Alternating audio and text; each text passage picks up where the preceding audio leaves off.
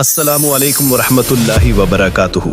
आप देख रहे हैं पैगंबर सीरीज और आज हम बात करेंगे हजरत याकूब अलैहिस्सलाम के बारे में। और ऐसे ही इस्लामिक हिस्ट्री पैगंबर की दास्तान देखने के लिए सब्सक्राइब करें हमारे चैनल द मैसेंजर को।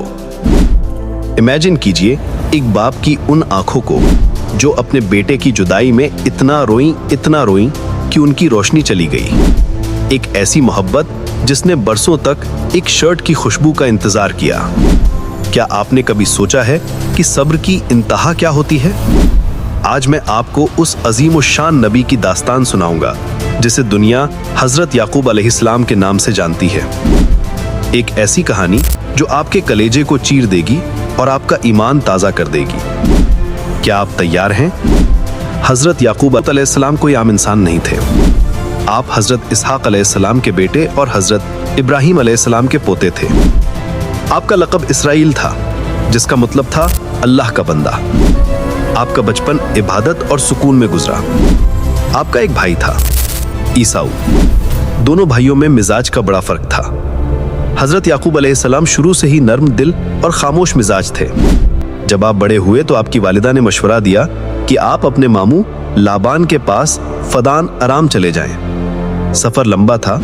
एक रात आप थक कर एक पत्थरीली जगह पर सो गए। उसी रात आपने ख्वाब में देखा कि आसमान से फरिश्ते उतर रहे हैं और अल्लाह आपको बरकत की बशारत दे रहा है। जब आप बेदार हुए तो उस जगह की मिट्टी और पत्थर पर तेल लगाया और वहां अल्लाह का घर बनाने की नियत की। ये वही जगह है जिसे आज हम बैतुल मुक़द्दस कहते हैं। हजरत याकूब अलैहिस्सलाम ने अपने मामू के पास रहकर उनकी बकरियां चराई। आपने वहां बहुत सख्त मेहनत की। मामू की बेटियों से आपका निकाह हुआ।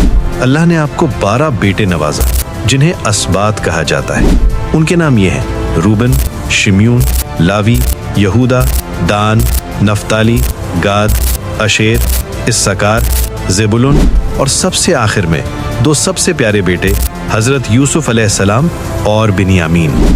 हजरत यूसुफ अलैहिस्सलाम अपने बाकी भाइयों से बहुत खूबसूरत और नर्म मिजाज के थे, जिसकी वजह से हजरत याकूब अलैहिस्सलाम अपने सबसे छोटे बेटे यूसुफ अलैहिस्सलाम से बेपनाह मोहब्बत करते थे। लेकिन ये सब उनके बाकी भाइयों से बर्दाश्त नहीं होता था और वो अपने भाई यूसुफ अलैहिस्सलाम से हसद करते। लेकिन लावी और बिन्यामीन को छोड़कर एक दिन यूसुफ अलैहिस्सलाम ने ख्वाब देखा कि सूरज, चांद और 11 सितारे उन्हें सजदा कर रहे हैं। याकूब अलैहिस्सलाम समझ गए कि ये बच्चा नबी बनेगा। उन्होंने कहा, बेटा ये बात अपने भाइयों को मत बताना। मगर शैतान ने भाइयों के दिल में आग लगा दी।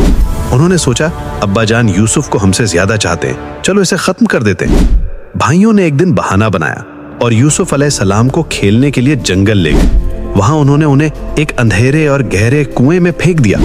बकरी ज़बह की और उसका खून यूसुफ अलैहिस्सलाम की कमीज पर लगाकर रोते हुए घर पहुंचे। उन्होंने कहा, अब्बा जान हम खेल रहे थे और यूसुफ को भेड़िया खा गया। हजरत याकूब अलैहिस्सलाम ने जब वो कमीज देखी तो उनका दिल चीख उठा। कमीज पर खून था मगर वो कहीं से फटी नहीं थी। वो समझ गए कि उनके बेटों ने झूठ बोला है। उनकी आंखों से आंसुओं का दरिया बहने लगा। वो बरसों तक रोते रहे। कुरान फरमाता है कि उनकी आंखें बेटे के गम में रोती रोती सफेद हो गई थीं, यानी रोशनी चली गई थी। लोग कहते, आप बूढ़े हो गए हैं, अब यूसुफ को भूल जाएं। लेकिन याकूब अलैहिस्सलाम फरमाते, मैं अपना दुख और गम सिर्फ अल्लाह से बयान करता हूँ और मैं अल्लाह की तरफ से वो जानता हूँ जो तुम नहीं जानते। वक्त गुजरता गया। हजरत याकूब अलैहिस्सलाम अपने बेटे की याद में रोते रहे।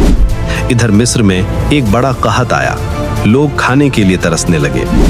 हजरत याकूब अलैहिस्सलाम ने अपने बेटों को मिस्र भेजा ताकि वो वहाँ के अजीज से अनाज ला सके। उन्हें नहीं पता था कि वो अजीज मिस्र कोई और नहीं बल्कि उन्हीं का बेटा यूसुफ अलैहिस्सलाम है, जिन्हें अल्लाह ने कुएं से निकालकर तख्त पर बिठा दिया था। लेकिन बिन्यामीन को नहीं भेजा था। जब बेटे मिस्र से लौटे तो उन्होंने बताया कि वहां के वजीर ने बिन्यामीन यानी सबसे छोटे बेटे को रोक लिया है। याकूब अलैहिस्सलाम का कलेजा फट गया। एक बेटा पहले ही जा चुका था, अब दूसरा भी गया। इस मौके पर उन्होंने वो मशहूर बात कही, मैं अपना दर्द और अपनी परेशानी सिर्फ अल्लाह के सामने पेश करता हूँ। आपकी आंखों से आंसुओं का सिलसिला रुक नहीं रहा था। لیکن آپ کا توقل اللہ پر اتنا مضبوط تھا کہ آپ نے فرمایا امید ہے کہ اللہ میرے سب بیٹوں کو مجھ سے ملا دے گا۔ آخر کار وہ گھڑی آئی۔ مصر میں حضرت یوسف علیہ السلام نے اپنے بھائیوں کو اپنی حقیقت بتائی اور انہیں معاف کر دیا۔ پھر انہوں نے اپنی قمیض دی اور کہا اسے لے جا کر میرے ابا جان کے چہرے پر ڈال دینا، ان کی روشنی واپس آ جائے گی۔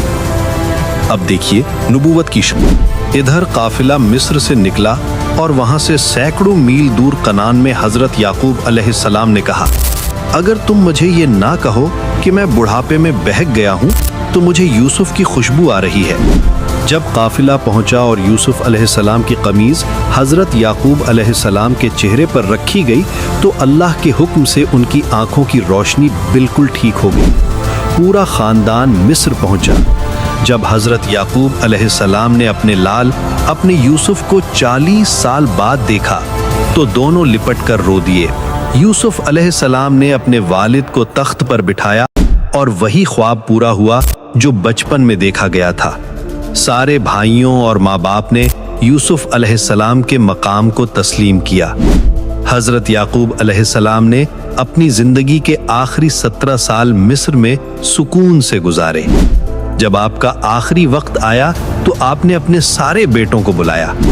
ایک نبی کی فکر دیکھیے، انہوں نے یہ نہیں پوچھا کہ میں میرے بعد تم کیا کھاؤ گے، بلکہ پوچھا کہ میرے بعد تم کس کی عبادت کرو گے۔